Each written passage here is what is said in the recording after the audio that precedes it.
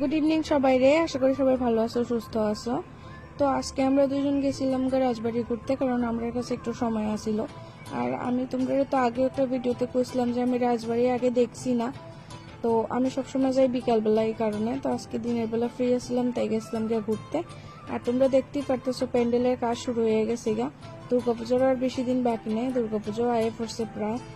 এক্ষণে শুধু গণেশ পূজা, তারপর বিশ্বকর্মা পূজা, তারপরে দুর্গাপূজা, আর বেশি দিন বাকি নেই। আয়ে পড়ছে দুর্গাপূজা, আমরা বাঙালিরা সবচেয়ে বড় উৎসব।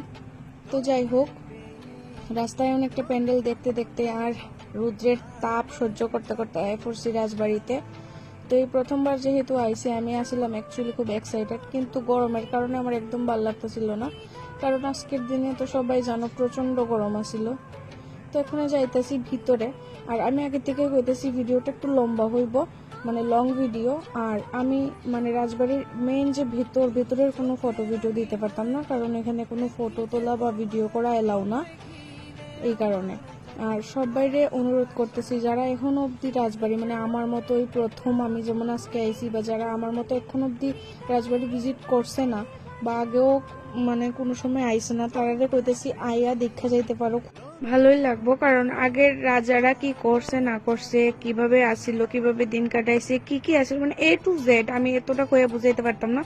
এ টু জেড এখানে ছবি আছে, এবং প্রত্যেকটা জিনিস এখনো এত সুন্দরভাবে মেনটেন করে রাখছে তারা। তো আমরা ত্রিপুরার প্রশাসন। তো যাই হোক, একবার ভিজিট করে যাইও, ভালোই লাগবো, সবকিছু জানতে পারবা, আগে সবকিছু দেখতে পারবা, আগের দিনের সবকিছু কিভাবে আমরা ত্রিপুরার মানুষ আসলো। তো এইটাই। তারপরে রাজবাড়ির ভিতরে শেষ ঘুরা আইয়া বাইরে আমরা কয়েকটা ছবি টবি তুললাম, আমরা সরাসরি দেখো কয়েকটা ছবি তুলে নিছি।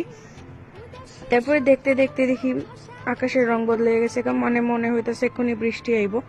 এই কারণে ডোরায় আমরা যাইতেছিলাম গিয়া, কারণ আমরা অনেকটা জায়গা আইতে হইব বাড়িতে, আমরা বাড়ির দূরত্বটা অনেক বেশি, জিরানিয়া টু আগরতলা।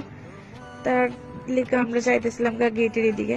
তো যাইতে যাইতে দেখো এখানে একটা আমি গাছ দেখতে পারছি, গাছটা দেখা আমার মনে হলো যে এটা ওয়েলকাম মুভির যে ডাব্লিউটা আসলো, ডাব্লিউ এর মতো। তারপর লেকের পরে আইসি, দেখো এই বোর্ডটা এত সময় ভাইটা রাইড চালাইছে, কিন্তু আমরা যেই আইসি ভিডিও করবো তার পেট্রোলই শেষ হয়ে গেছে গা। তারপরে এখানে নিচে নাই আমরা কয়েকটা ফটো টটো উঠছি, এটি আর এখানে শেয়ার করতাম না। তারপরে যাইতেছি গিয়ে বাইরের দিকে, কারণ অ্যাকচুয়ালি অনেক খারাপ হয়ে গেছে মৌসুমটা, দিনটা খারাপ করে লাইছে, বৃষ্টি হঠাৎ তাই করতে পারে, আর টাইমও হয়ে গেছে গেট লাগাই লেব, এই কারণে।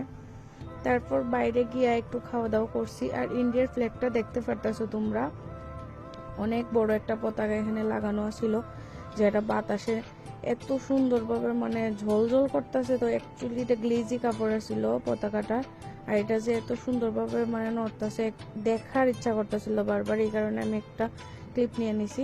এটা আকারে অনেক বড় একটা পতাকা, মোবাইলে বুঝতে পারতেছো না।